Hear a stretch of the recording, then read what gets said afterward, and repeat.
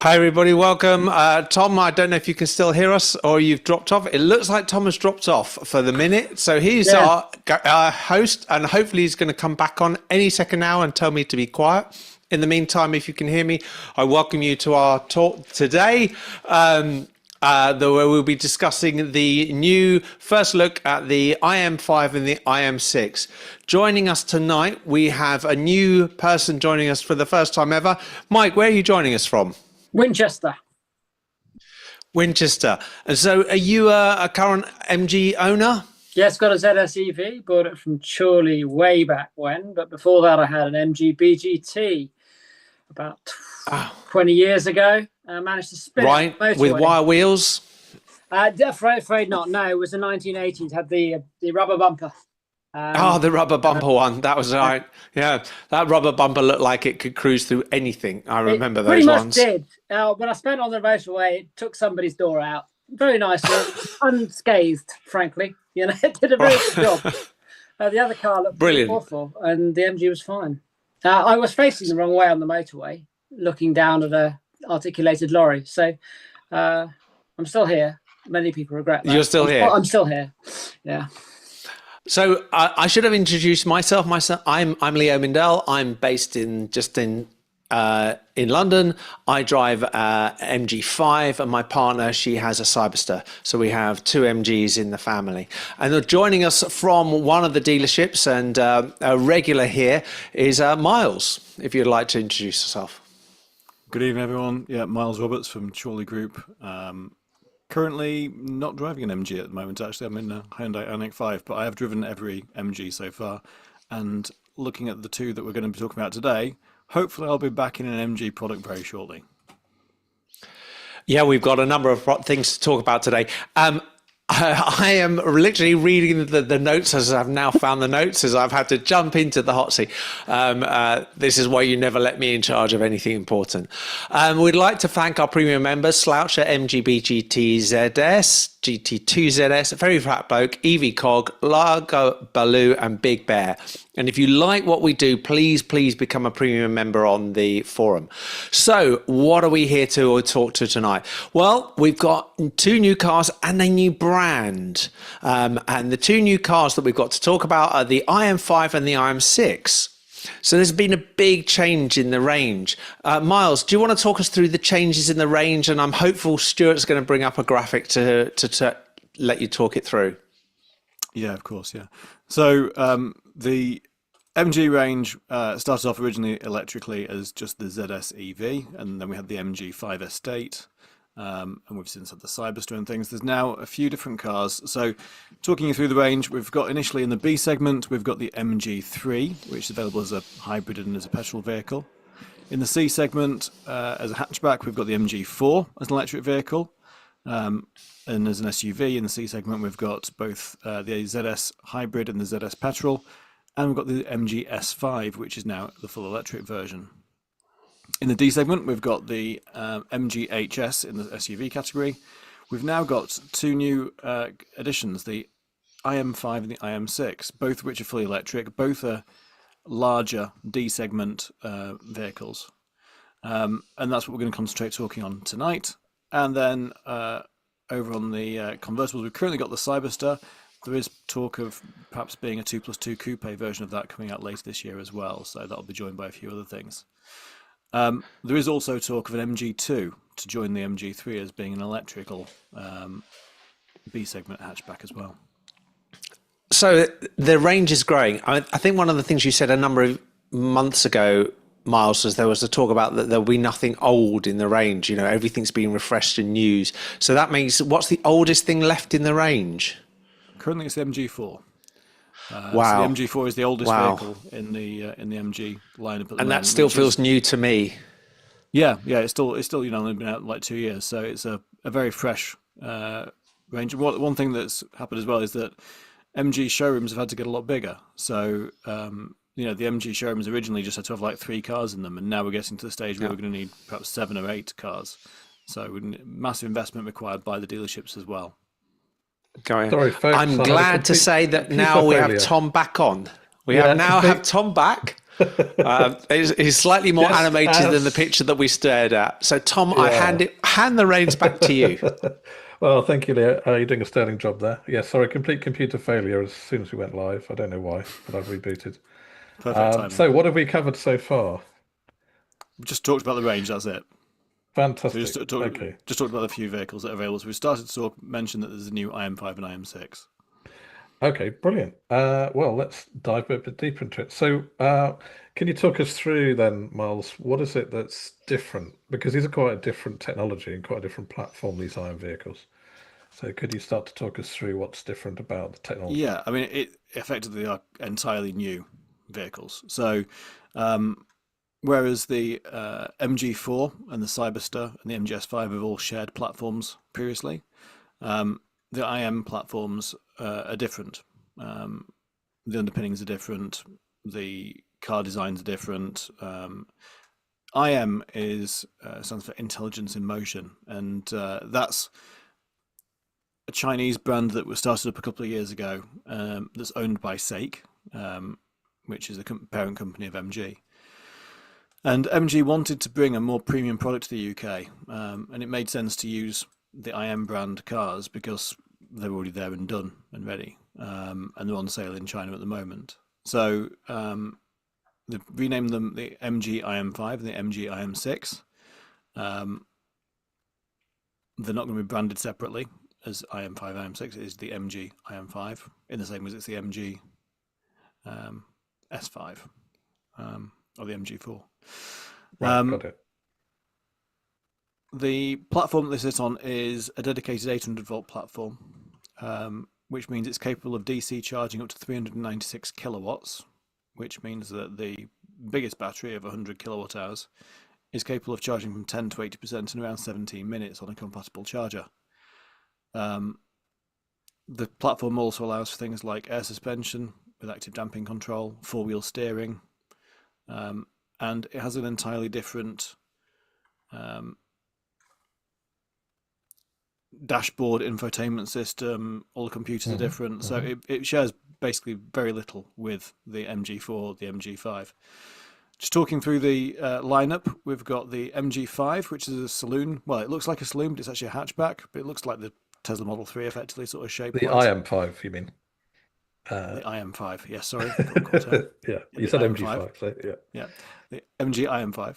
So the IM5, so that's the first three in this lineup on the graphic you can see here. So it's available as a 75 kilowatt hour standard range, 100 kilowatt hour long range, and 100 kilowatt hour performance model.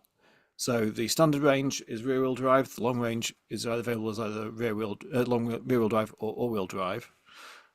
If you get the entry-level model, the 75 kilowatt hour standard range, that brings in 217 kilowatts, which is about 290 brake horsepower, so it's not slow, and has a range of 304 miles. That one over on the left there, in the UK, that falls below the £40,000 mark. So you won't have to pay we'll come on to pricing. We'll come on to pricing in a mo. I think it's worth saying that the 75 kilowatt is not on the 800 volt architecture, is it? That's a more conventional setup. That's an LFP pack. Yeah, sorry.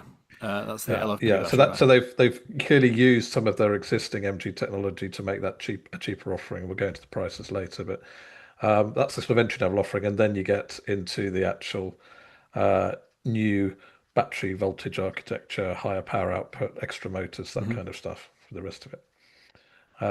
Stuart's put up the graphic on pricing. So that's how you get to the 39,450. Yeah, so 39,450. So that's the entry level standard range model rear wheel drive. But bearing in mind that's got pretty much all the kit that you get on the later cars. So it's got 19-inch wheels rather than 20-inch wheels. And it's got the smaller battery, but in terms of the interior features, the exterior features, it all basically looks exactly the same as the later models.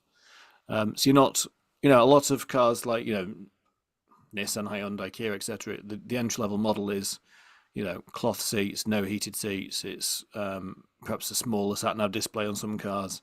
It's smaller wheels. It's lacking features. With the MG IM5. You get everything from the start. So that entry-level model comes with this rather plush-looking, almost sort of sofa-like seating in there. You've got this 28-inch widescreen dashboard. You've got accessories that can be magnetized onto the back of the seats. You've got this panoramic roof as standard on the models as well.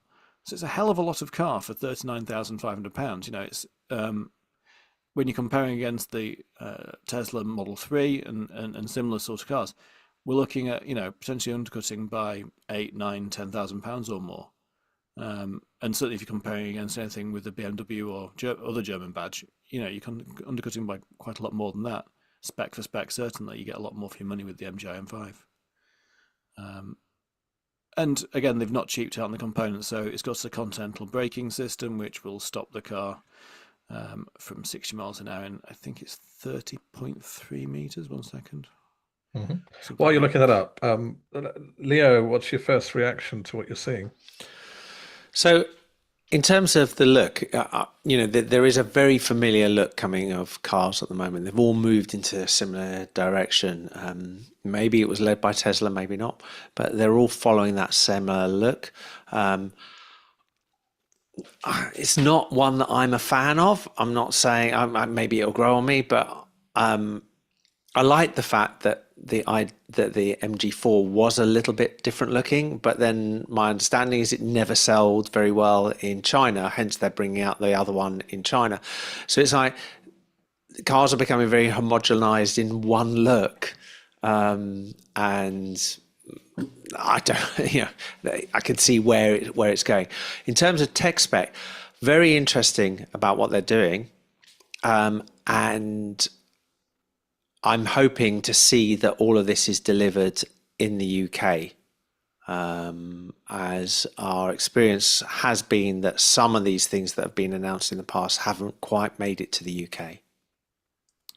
Okay, so the spec that's on the spec that you're seeing on the screen that we're putting on behind, this is all from MG UK's website, and this is all confirmed spec for the UK. So in terms of the screens and everything, it's all going to look like that. In terms of the you know, one-touch reversing, in terms of the, you know, one-touch parking, the rain and night mode is quite interesting. So it uses AI-based cameras to effectively look through the rain and highlight pedestrians and moving objects and things in your view on the dash display in case you've missed them. So basically just taking that, cool. You know, taking those sorts of, you know, safety kit that you've seen on other cars, but actually, you know, upgrading it to the point where it really can assist you. Yeah, fantastic. Now, Mike, you actually sat in the cars. You had a chance. You went to Goodwood, I believe, and had a chance to see them in the metal. Yeah. What's the IM5 like to be inside? I think it's actually very comfortable. There are lots of things there that they've pulled from the user interface perspective sitting in it. It's got, you know, heated steering wheels, heated seats, all the stuff you'd expect. The user interface is not like MG use. The user interface, certainly the menus and all of the stuff on the main dash, that all feels very much like the structure of Tesla. And even as you're mentioning, the camera vision based system that it's got, you know, it shows people walking around in a very similar way to the way it's seen on Tesla, and it's very slick. It works very well, very responsive. Yeah, panoramic roof's great. I didn't obviously drive it, but it is a platform that's also being used by Audi on the e-tron. So, you know, if it's good enough for them to use driving style, I imagine it's going to have a pretty nifty turning circle, for example, which, you know, it's a long car. And actually, if you can get the rear steering going round, especially for UK roads, we don't need more and more larger, wider cars. We just need nimble ones that can actually be agile and are comfortable for families on long trips. I've got as well as having, you know, a Leaf, an MG ZS EV, I use a Tesla for long distances across Europe, Tesla Model 3. One of the things this has that my Tesla doesn't is a properly opening boot. The boot actually is a proper hatchback boot that goes all the way in. So practicality wise, I thought it's actually quite a deep boot.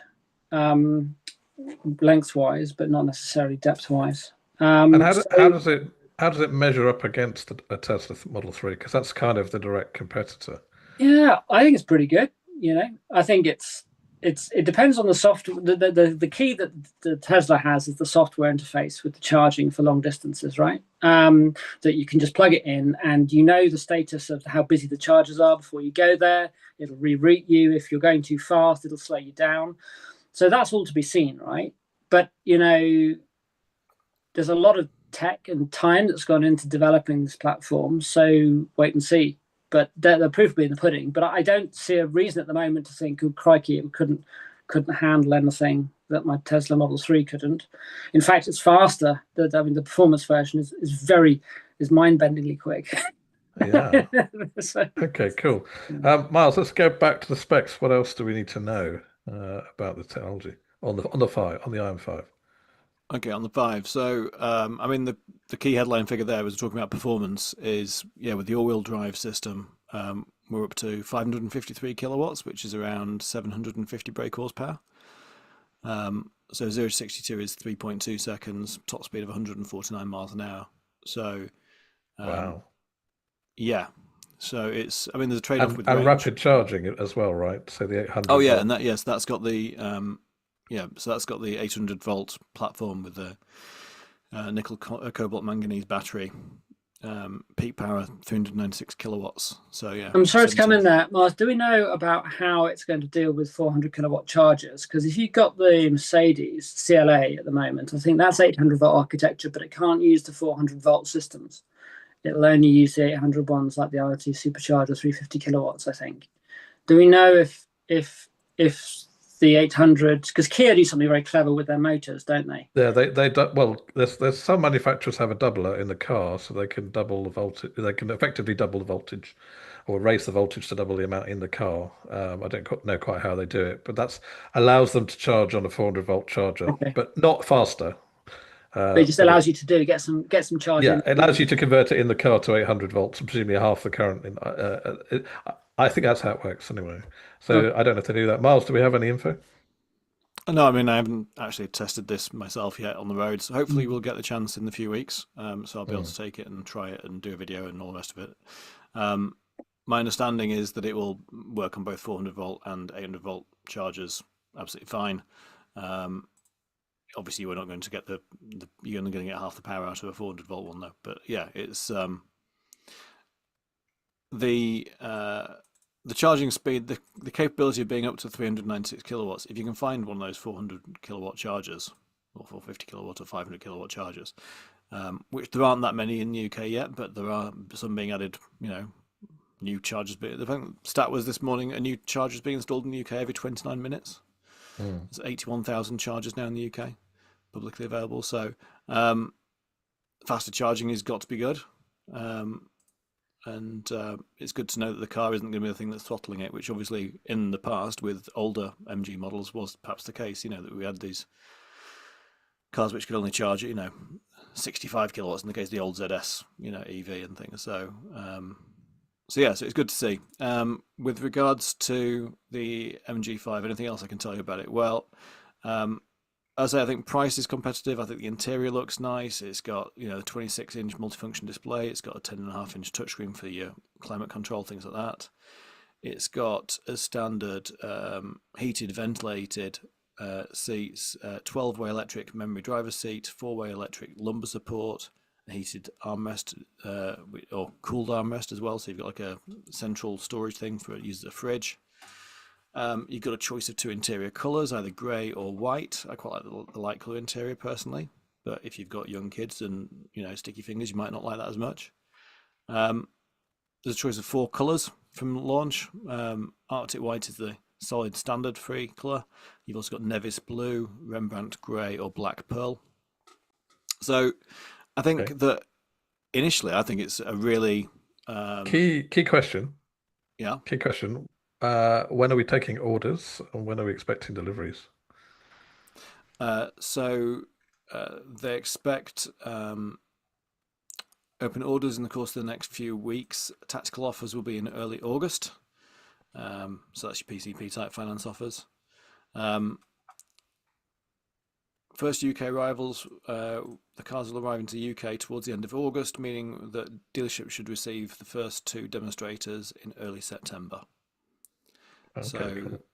So we should have them fairly quickly. And now I'll let Leo ask the software question. Yeah. In our experience of the current MG environment, will this one have over-the-air updates, and will it be updatable? I have no information about that at the moment, so I don't want to make it up. There is no information that I've been given that says it has over-the-air updates. That's not to say it doesn't have it, but I have no information that says it does have it, so I don't want to say that it does. I don't know, Tom, on your 4, but on my 5 and on my Cyberster, both of them have over-the-air updates, but the button has never actually done anything ever. Yeah, there's been with the 4, there's been a lot of updates. There's been fewer updates for the 5, but they've all been dealer install updates. Yeah, there's been dealers. Well, the Cyberster at the moment, nobody can do it. Sorry. Go on. On the Cyberster, the dealers are struggling to do the updates. Mine went in, they gave up after over an hour. They said that their other branch spent 3 hours to do one update, and they sort of said, that's enough. There's only so much time they can have a car on a ramp to plug in a software. I think I can rebuild a PC twice as fast as that. Yeah. But this being a completely different technical platform, is my understanding. The underpinnings are different. I can see that's good news for new. It may be built in from the start. Yeah, that may be good news for new customers, but that then may leave the current customers stranded again, which is sort of where we've been in the past, and that's a little bit of a worry. If that does I don't think stranded so much as just. Yeah, you're not going. If this is over-the-air updates and it updates in 10 minutes on your driveway, then great. But obviously, we're not going to be at that stage with the Cyberster by the sound of it. I think as well. If you did an update on your driveway and after 3 hours it still hadn't done, you'd be kind of thinking you bricked the car. So yeah, there are problems with long-running updates. Even some people on Teslas because they want to use the car. And it isn't always greener. I was browsing the Renault forums, and they've got over-the-air updates, but actually quite a few of them are dealer only, and quite a few of them go wrong. And sometimes the over-the-air updates have then caused people to have to go to the dealer. So I think this is something that technologically quite a few of the platforms are struggling with, apart from Tesla's, I guess, perfected it more than anybody else. But yeah, it was advertised with it, so I understand how strongly you feel about it, and hopefully that will come. Okay, IM6, Miles. Can we talk about that? Yeah, so sure. I mean, basically, same again. So it's the same platform as the IM5. The difference being this is now an SUV, which offers more space. So whereas the MG IM5 has got a boot which is around 457 litres with an 18-litre frunk, the IM6 has got a 665 litre boot with a 32-litre frunk. So storage is the name of the game in this, and it's a bigger, taller competitive car. With a Model Y, isn't it? I mean, the Model Y has a huge boot, but I believe those figures are similar. Yeah, very similar. So size-wise, it is very similar to the Tesla Model Y. I suppose it is the Y to the 3 in that sense. In terms of performance, it's quite similar. As we've got the same 300 kilowatt rear-wheel drive option or 553 kilowatt all-wheel drive option. We don't do a 75 kilowatt standard range in the IM6. So the entry-level point on this is the rear-wheel drive long range. Is that what the square boxes are indicating? Sorry, I'm on a different screen. So yes, the square boxes on there just showing you where the peaks are on each model. Okay. So on that case, the biggest range comes with the IM5 long range. The 2 columns to the right-hand side there are for the IM6. So we've got 388 miles for rear-wheel drive or 313 miles for the performance or launch edition. So the difference with the launch edition version of the car is that as well as having the all-wheel drive and the performance settings of the standard performance model, it also has air suspension on there as well, and adaptive damping. So if you want it, there's an extra £2,000 on top of the normal performance. So if you're wanting, the ultimate sort of luxury cruising vehicle, then the IM6 Launch Edition is the one to go, because it's got the air suspension and things. I guess for MG, this is them dipping the toe into the premium car market. They're not sure at the moment how many people are going to choose to spend over £50,000 on an MG. There's only the Cyberster at the moment that sits in that box. So they've got the obviously the £48,000 the entry level, but with a 100 kilowatt hour battery. And bear in mind that to get a 100 kilowatt hour battery, something like the Kia EV9, you're spending £70,000 or more. And same with the with the Ioniq 9, that's £65,000. There's not many cars out there with 100 kilowatt hour batteries which are under £50,000. I can't think of any at all.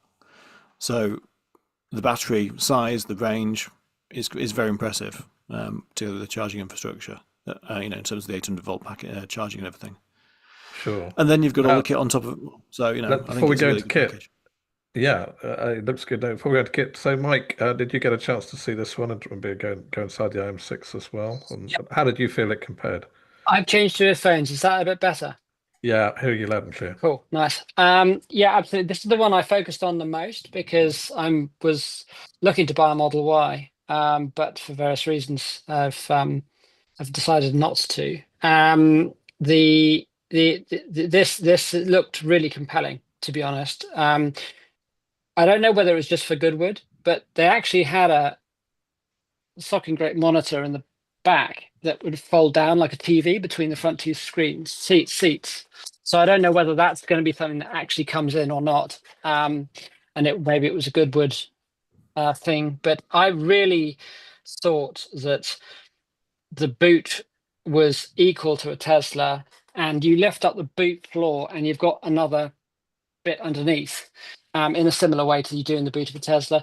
Tesla measure their boot space all the way up to the top of the back of the roof. It's not really fair because they say they've got like 800 or something liters, whereas actually most manufacturers do it up until the point of the Boot glass. That bit that folds over to stop you looking in. So it's slightly an unfair comparison on the numbers, but I think it's about the same. The front's a bit smaller, but it's useful for charge cables when you've got the back. And I really like when you've on both cars, there's the side cameras that point back, that when you indicate, it comes up on the screen and you can look back on you've got a much wider field of vision than you do from your wing mirrors. So I actually really like that, that a lot of cars are having now. So yeah, really good car actually. A lot of tech on it. The launch edition is a bit expensive for me, but the battery size looks really good, and if it's efficient, which it looks fairly efficient, from an aerodynamic point of view, it could be really good for motorway miles. Yeah, it looks a great proposition. In terms of aesthetics, obviously having seen both of them in the metal, do you think that the 6 is going to sell better than the 5? Do you think that it's more attractive as a proposition, or do you think that the 5, because the pricing is going to be stronger? I think it depends on the segment they're looking to compete with. I think the typically people with a higher ride height when they drive, they don't typically go for the saloons, although the saloons are much more driving aesthetics and you can kind of get much more area out of it. But it depends on if people want a family hauler with the boot space. I think it'll come down to, because the boot is bigger in the And I SUV. think price is also a factor, because I believe the Model 3 outsells the Model Y, and its price is a big factor, Okay. because of the difference. At least in the UK, it may not be true elsewhere. but you're that 37,000. You're also below the £40,000 luxury car tax. Which is significant, isn't it? For the first, It is, is it 4 years? Is it four? 5 it's from years the after second year. So to year 6. one is free of tax, and then year 2 to 5, or 2 to 6, 5, that you get walloped Yeah. under the new rules.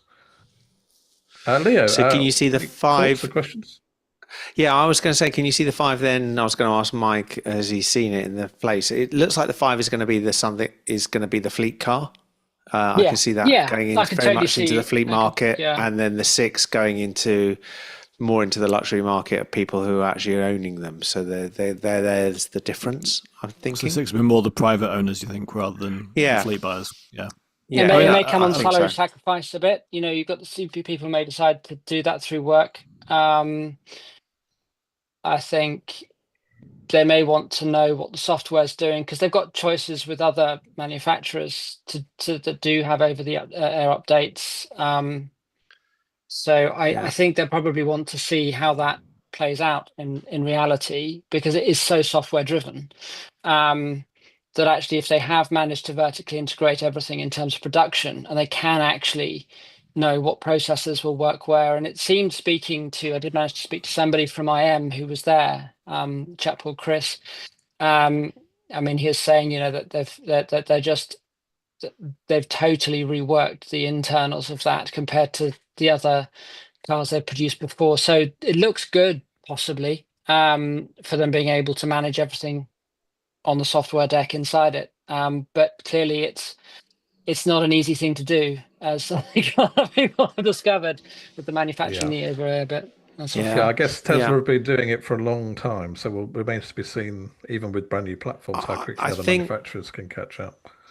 I think in that respect, the one thing that Tesla started by starting from the software up or down, whichever way you want to look at it. So they started from that base and went there, when some of these other manufacturers have actually started as a car that they put software into. And it does feel the way that certain things are hidden or in different menus in different ways, that somebody, it wasn't a structure that was put together with the software at the center, as much as it could have been when you re-engineer something and start again. And that's going to be very interesting to see how they do it. Yeah. Taking the software aside, though, you know, I could see these 2 cars being, you know, I was going to ask Miles on this. Oh, do you feel, Miles, we're almost seeing like the next generation of cars? Is this the new generation, not just from MG? Are we starting to see like the 2nd or 3rd generation of EV iterations?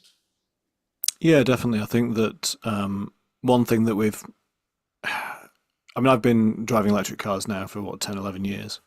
And the shift change from the early, first Leaf through to when the ZS EV launched, to then when the Cyberster came, and then when the obviously now with the IM cars, there does seem to have been a real sort of what's the term, like hockey stick sort of curve, in terms of the progression in these vehicles. The tech in the MG ZS EV was not massively greater than what was in the original Leaf, really. It was a very similar sort of platform. It was a conversion of a petrol platform. It was front-wheel drive. It was, the software was added on similar to what you'd find in a petrol car. There was not an awful lot of information in there. And we've moved to these sort of, multi-processor, very, very tech-driven cars with obviously this sort of skateboard chassis platform that we've created now. The driving dynamics have changed. There's some of the technology that they've got in the IM in terms of things like the soft braking system, so that rather than having a jolt when you stop, instead it's going to be a sort of a gentle, like a Rolls-Royce stop, should we say. So that smooth braking technology that they've done, so it just takes away some of the sort of bumpiness out of the drive, and it should, in theory, make for a less car-sicky sort of drive for people that do get travel segs. Let's hope so. I've got a question on the technology while you're talking about it, Mel. So, Dave Bedford's asking, do these new models have UV film coated glass? Because one of the criticisms of MG's previously was getting too hot in the sun, especially with the glass roofs. Do we know what kind of glass they're using? Is it competitive with what Tesla and other people are using, or etc.? Well, it says that one of the things that I've said here is that high quality materials are used throughout the cabin and noise suppression is kept to an absolute minimum thanks to double-layered thermal insulated glass. So the windscreen, the side windows, the roof, it's all thermal insulated. So in theory, yeah, it's going to be blocking out the UV and everything as well. It's obviously tinted in the rear, but it's actually been designed to help minimize noise as well. So this is a different proposition, I think, from the, 20 grand MG EVs of the past.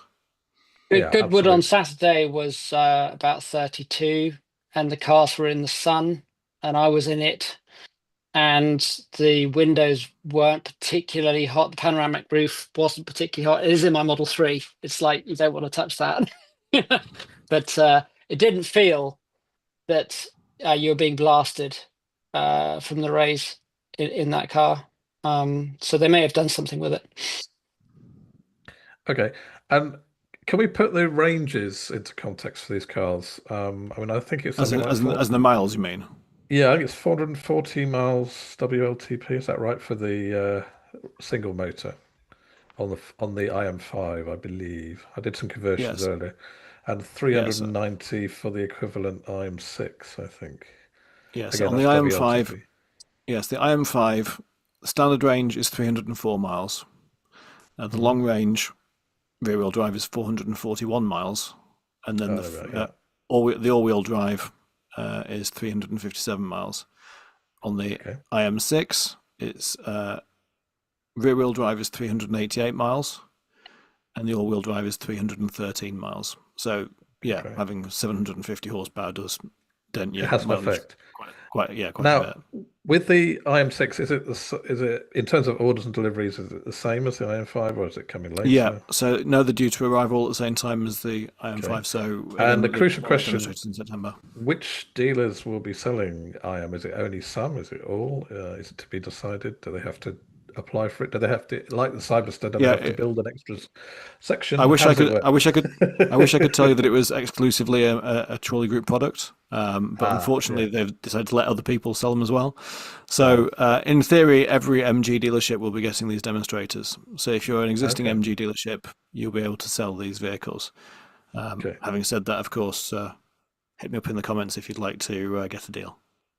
Okay. So we're not aware of any requirements to build out new show areas or anything like that. I mean, there's been a general thing across all MG dealerships over recent years that they need to increase the square footage of their showrooms because the original dealerships only needed to be around 100 square meters, and now 200 plus is not really big enough. So, you need to all of the dealers are looking at extending their showrooms to try and fit in more of these cars. Yeah. Because we've got like 9 different cars in the range now. Okay. Before we move on, any further points or questions about the IM5 or IM6, guys? No? Okay. Can we go back to the MG range graphic? I just want to highlight some other potential models that might be coming. We don't have details at the moment. There are other IM vehicles, the IM7 and LS7 as they're currently called. Miles, can you I know that those have not been announced, but can you just explain to people what they are if they were to come to the UK? Basically just bigger versions of the IM5 and the IM6. The bigger, more luxurious super saloons. Think sort of S-Class Mercedes versus E-Class. So like Tesla Model S version would be the IM7, for example, I guess. Yeah. And the LS7 would be what, a large Range Rover equivalent or something. Yeah, kind of thing. Now, I am expecting as well that we might get another couple of vehicles under the MG brand rather than IM brand within this. Right, so the names might be different. Could be different cars. And the MG2 has been talked about. If you could just say a few words. Well, the MG2, all we know so far is that it's supposed to be a smaller car, but on a price competitive with something like the Dacia Spring. So a real sort of 15, 16 grand competitive entry level car, which I think, MG would do well within its range. I think, it'd be a really useful. Obviously, the MG3 hybrids there, but the MG2 could potentially be a really useful sort of city car for I most saw people. rumours of a 40 kilowatt hour battery, that sort of size, something small, similar to a Spring. Yeah. But who Yeah, knows? yeah. We'll see. We have no confirmation at the moment. Hopefully, by the end of the year, we'll hear something on that. Okay, so again, maybe more coming, folks, possibly this year. We'll see. All right, let's move on. Our second topic tonight is the flurry of announcements. So you may have heard in the news this morning or late last night, the UK government has unveiled a whole range of things. Some of these were talked about a few weeks ago. But the big news today is the electric car grant, the ECG. And I'll just sort of briefly summarize what we know and then we can discuss it. So it will be available to manufacturers who qualify on a first come, first served basis. And in order to qualify, a manufacturer needs to meet a verified science-based target for their carbon emissions.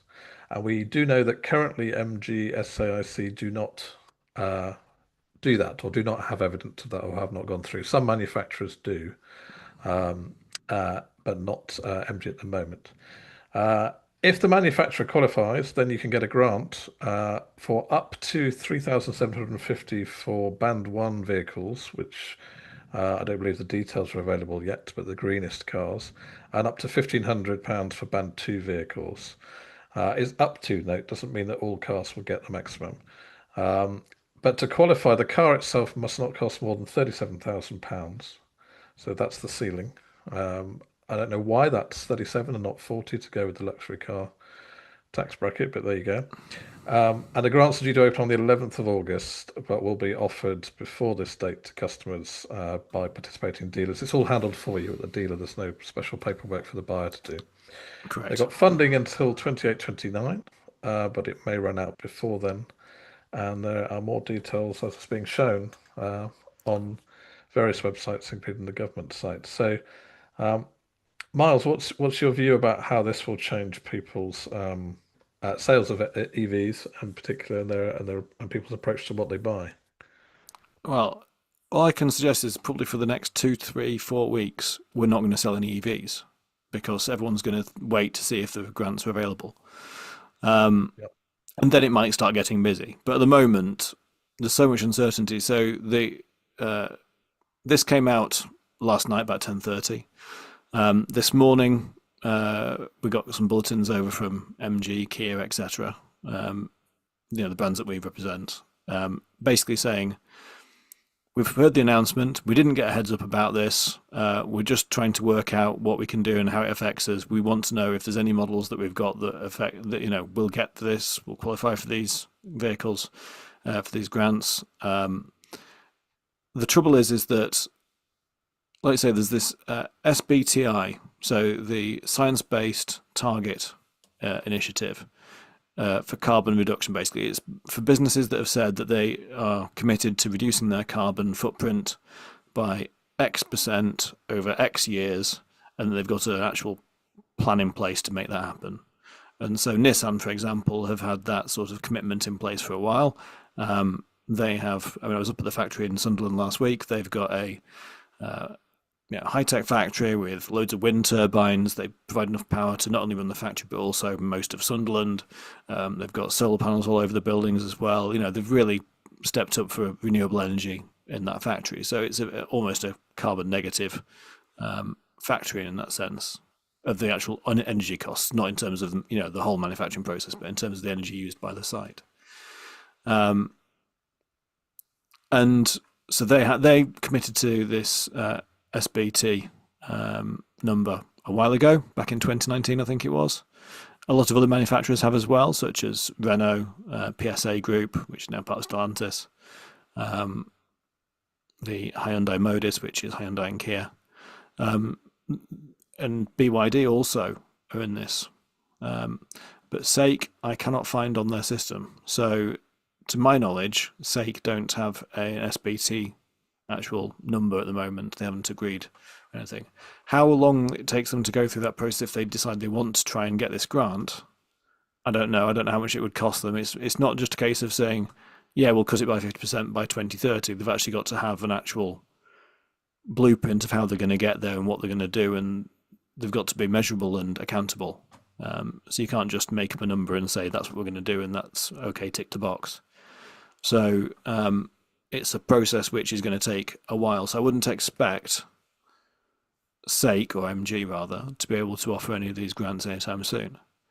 However, from hearing from other manufacturers like Kia and Hyundai and so on, although they've got this SBT, they don't know if their cars are going to qualify for band tier 1 or tier 2, because it depends on the embedded carbon in each vehicle, which includes the production of the battery pack, the transportation of the vehicle to the relevant country of sale, which is the UK in this case, and also the power grid that's used to build the car, in Korea or wherever. So we don't know what the thresholds are.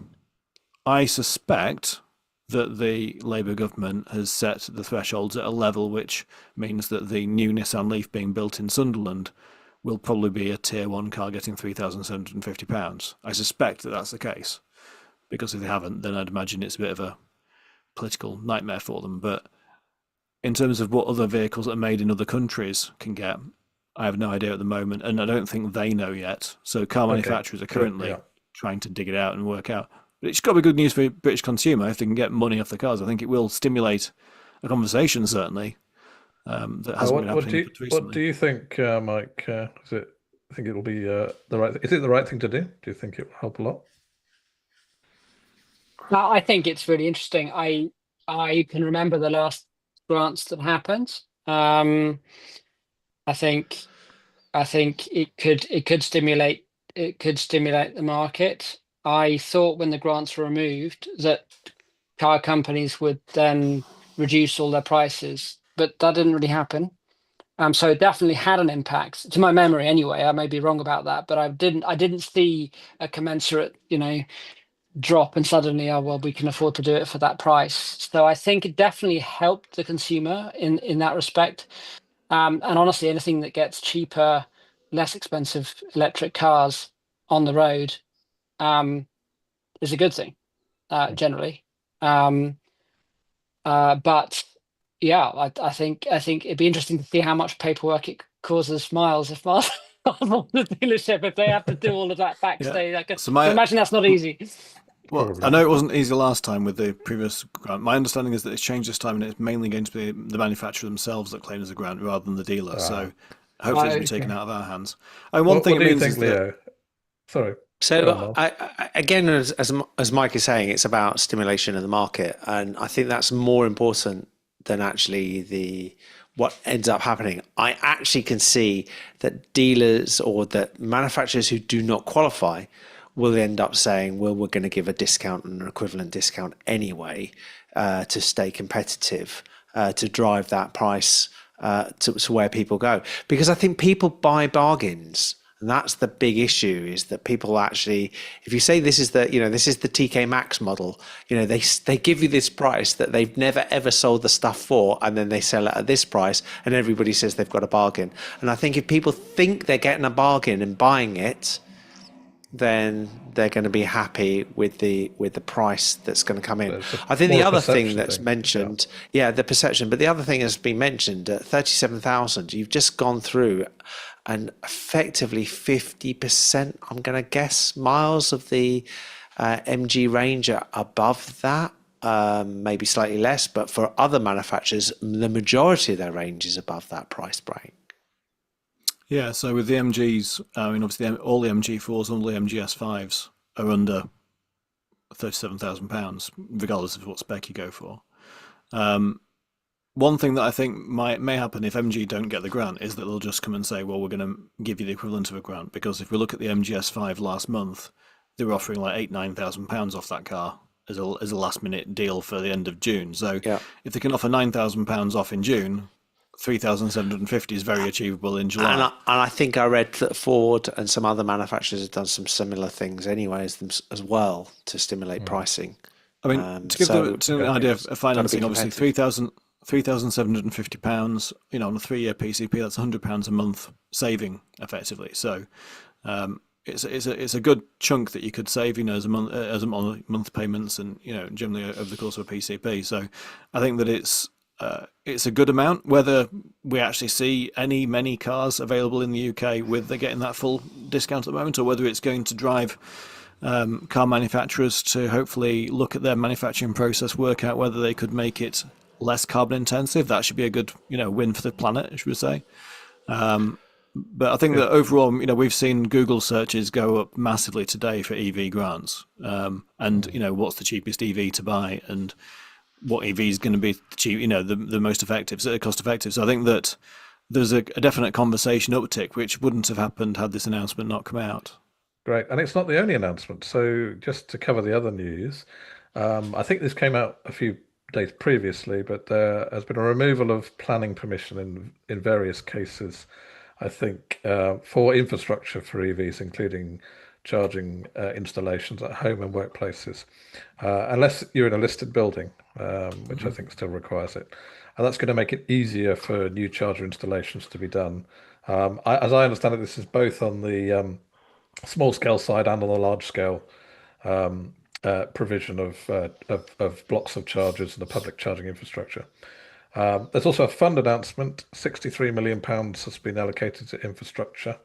That's £25 million of that is for at-home charging for people without driveways. So all the folks out there who have been annoyed with people like me who are able to have a drive and able to have an EV charger and say, well, what's the problem? It's always full and it's very cheap at night. They want to solve that problem for people who don't have driveways.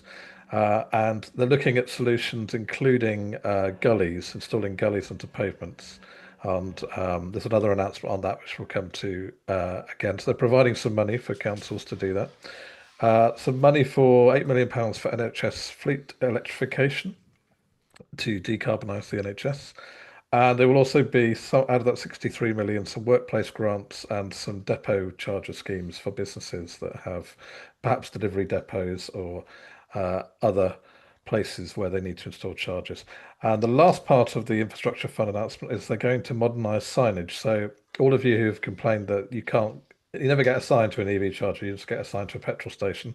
They're removing the requirement for the sign, for there to be a sign, for there to have to be petrol or diesel on the site, and they're installing modern revised signage. That's the plan on all major roads, so any EV charging installation. So there's a fund there. And just to cover, before we discuss it, the cross-pavement cabling announcement. This is a separate announcement on these gullies, on how to provide charging for people who don't have drives. There's been a few trials, so some of you might live in a local authority where they've trialled this already. There have been successful trials. The government embracing it, they've defined some minimum standards for how to approach it, and there's some new guidance to go with the funding for councils on how they can tackle planning permission to make it straightforward, and how to encourage them to have an effective policy for installing these gullies in their areas. Now, all of that is in the hands of your local authority to then adopt, and for the funds to be released from government. And I'm guessing different councils will operate at different speeds. But what do you make of this brace of other announcements, folks? So there's a couple of things on this. I used to live in Hillingdon. I now live in Richmond. And the difference in those two boroughs is one borough had under 20 chargers and the other one has over 1,000. It's a big difference to how local councils and local areas take into that environment. Hillingdon is getting better, but very, very long way back behind. But I think I then drove up the M1 last week. Every service station is having 18, because I counted them, 18 new chargers on every side, and they are putting them right by the fences as you drive up. So it's the thing that you actually see from the motorway are these 18 brand new chargers at every single service station on the M1. Funnily enough, when I pulled off at the one I pulled off, none of them were actually turned on. So even the ones that they used to have, they turned off while they were installing the new ones. So there was no way to charge there, but they're adding them all in. So that's good. And I think the overall in my head about what's happening is that we're going to get to this point, and it will come. I really strongly believe that we're going to get a price war happening when there are too many chargers, and then suddenly the price is going to topple. And what is also going to happen is that you will be able to do it as you do with the Octopus, and you tap in with your Electroverse card. You won't necessarily need a home charger to get home charger pricing.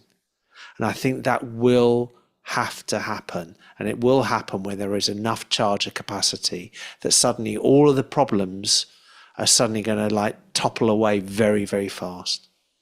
Well, let's hope so. Miles, Mike, any comments? I'll go if you like, Mars. Yeah, I think it's good. I think it's everything that gets people thinking about it is good. You know, here in Winchester, we've got lots of Victorians semi-detached. Somebody bought an MG4, friend of mine who lives in, and no way to charge them in those terrace houses. So maybe the gullies would be useful for them, but they actually charge at the InstaVolt thing that's at the top of the S34 now, that big hub that's being done. And they love charging that. That's fine. They've got loads of things there. So I think you're right, Leo, is that, you know, when it becomes that you've got enough range for a week, right, on a battery, it's not such a big thing to go and find a local supercharger for 20 minutes or so while you're doing your shopping or something. And then that's it. It just becomes normal. Yeah, crucially, there's no announcement on the changing the VAT rate. So currently, it's a 5% domestic VAT rate if you charge at home and 20% on a public charger. So they've dodged actually changing that for the moment, which would help. It wouldn't solve the whole problem. But it was interesting to see that InstaVolt installation cutting its prices to 50p for the summer. You know, as we get more and more big installations, some of them may be fairly empty, and that may, as Leo is saying, drive the prices down in order to get people to use them. So as you know, last summer I travelled to Italy and back in my 5. I'm doing the same journey in the Cyberster this summer, and it's considerably cheaper and easier to charge, particularly in France. France is very well equipped with chargers. Most service stations have, I'm going to say, roughly 20 bays. And those chargers are around 40 cents a kilowatt, which is, I think, is a reasonable price to pay. It's not as cheap as charging at home, but I think when you're charging on the go, that's not a bad middle ground. I charged this week in Nottingham, and it was 87p. If I hadn't an Electroverse card, with the Electroverse card getting the 10% off, it brings it down to 81p. But that's still way higher than it should be. I think that's, I don't know what's driving those prices, but I think I spent £60 to get to the south of France in electricity. I don't know what you spent, Leo, you know, last summer. It's really not. It's compared to the diesel or petrol, it's so inexpensive, you know, and it's mostly zero carbon in France because they mostly use nuclear and things. So, you know, well, I think the one thing that's going to counter all of this from the government, the announcements the government have made, particularly in London, as you know, is that we're going to, the congestion charge changes at the end of this year. At the moment, they're going to put it back on so that all EV cars are paying the same price as diesel and petrol to go into town. There has been a big change in London of moving over to electric cars, in particular on the taxis, etc., and the mini cabs. I'm wondering if that's going to move very fast in the opposite direction, which will damage all the good work that's been done in London to remove the smells and the fumes of London. Well, let's hope not. Let's hope not. Right. Before we wrap up, folks, there's a few questions that came through in the chat I just want to address back on the IM5 and IM6. So if we can do a quick fire round, please, Miles. Okay, give it a go. When do we expect finance deals to be announced? August. August, okay. And do we have any idea if there's going to be a 0% finance option? Or not a clue. Okay. But we did say that there have been contributions on other MGs, so it's possible there might be a contribution. We'll see. I would imagine some sort of FDA, deposit contribution, that sort of thing. Low rate finance, but I don't know what it'll be yet.